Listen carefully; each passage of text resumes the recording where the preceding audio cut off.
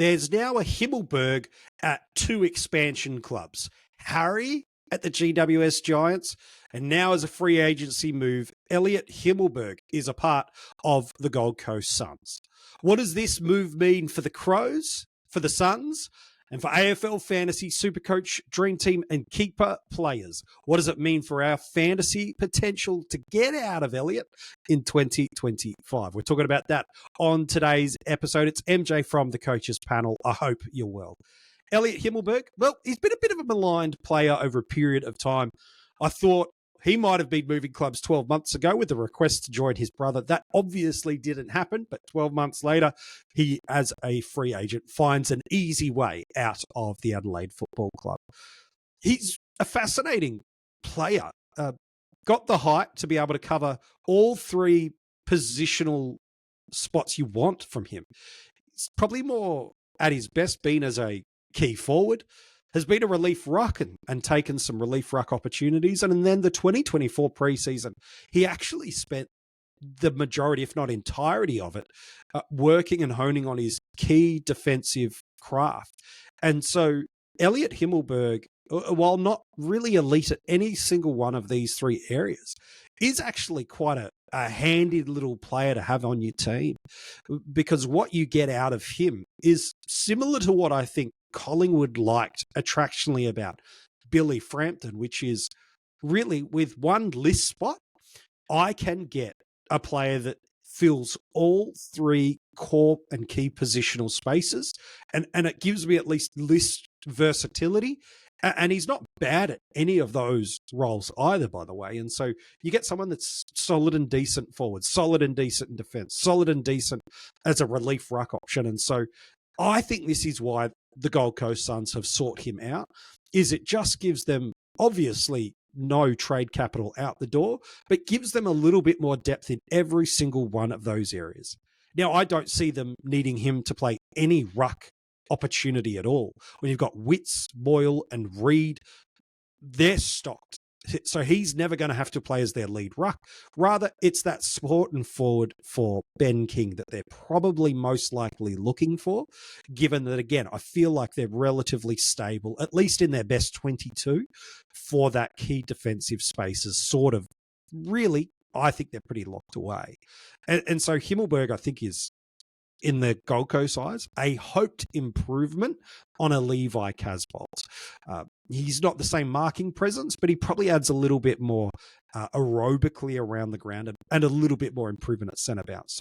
So there's a world where I do see Elliot Himmelberg making his way into that best 22, but I think he's more likely than not going to be a key position depth option in their squad. And I think that's probably his lot on an AFL list at the moment. He's a really solid key defensive citizen.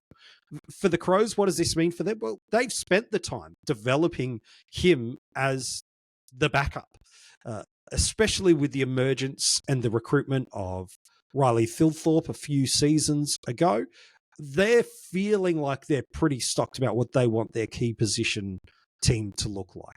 Thilthorpe, Fogarty, one more year of Walker, and then a father-son in Tyler Walsh will come in, and they're hoping will play that third tall role over time. So there's just no room for him.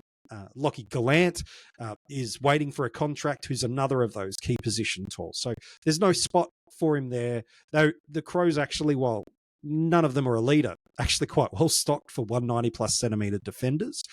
And rucks, Himmelberg's not the solution. So for the Crows, it's just a little bit of loss of depth and nothing more than that. From a fantasy perspective, no tons this year.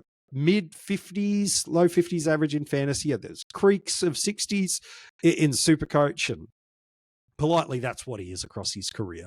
He's a mid-50s average guy in AFL fantasy and a mid-60s guy in Supercoach. Even a move to the Suns, there's just no relevance for us in salary cap. You're not looking at it at all in Classic. In drafts, there's a way you do look at it, and it's a couple of caveats. One, it's a really, really deep draft. It's a really, really deep amount of players that you're keeping within your draft team. And that would make a fair chunk of sense to me that, okay, now we are having to look at that. You're looking to handcuff him to a bunch of other Suns players. maybe you're playing some kind of category scoring league in keeper, which is a great draft format, by the way. Maybe that's where you're looking at goals is one of the categories and he's one of your depth options maybe, or it's a crazy big dynasty league. These are the very rare places that Elliot Himmelberg will likely get picked up or drafted. Otherwise, I think he's destined for the player pool and probably not someone I really could foresee really getting out of that. But do you agree or do you disagree with my take on Elliot Himmelberg? You can have your say in the comments section below if you're watching this on YouTube. If you haven't subscribed and got those notifications on just yet, make sure you do that now before the video wraps up. If you're tuning in as the audio podcast, thanks so much for subscribing and giving a 5-star rating. For the details to get in touch with us across social media, well, you can find that in the description of this episode. Within it is also the links to our Patreon. Our Patreons right now have got a brand new podcast series that has launched where we are looking at the top 50 keeper ranks, where we're going through the players that both Kane and myself believe are the 50 most valuable player prospects that you want to own in a keeper right now. Tier 8 is out right now, the first episode of 8. Make sure you go and get that. All tiers of Patreons are getting that, so make sure you sign up for that.